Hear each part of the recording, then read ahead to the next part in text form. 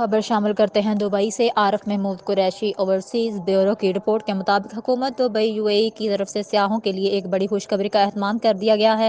تفصیلات کے مطابق دبئی نے سیاحوں کے لیے مزید صحرا کو کھولنے کے لیے 100 کلومیٹر کے ٹریکنگ راستے کی خوبصورت دل فریب اور انوکھی نقاب کشائی کی ہے۔ دبئی کے نائب صدر اور حکمران شیخ محمد بن راشد ال مکتوم نے شہر کے جنوب میں نئے بنائے گئے نیچر ریزرو کا دورہ کیا۔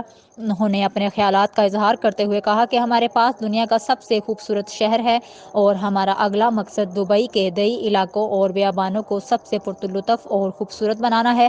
انہوں نے کہا کہ راستہ اور اس کے آس پاس کے صحرائی ذخائر لسیلی، لہباب، المرام، الفقع، العویر اور دیگر جیسے علاقوں میں آتے ہیں۔ اس میں جھیلوں کا ایک انسان ساختہ مجموعہ سہہ الاسلام شامل ہے۔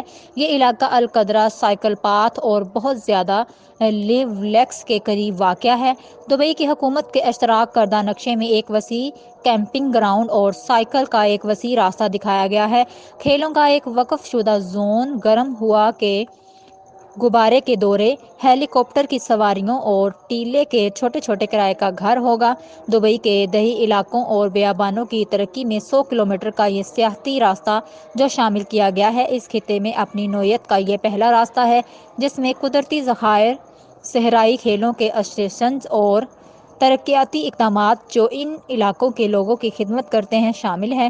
دبئی کے دیہی علاقوں اور بیابانوں میں سیاحت کا ایک مختلف اور نیا تجربہ فراہم کیا جائے گا۔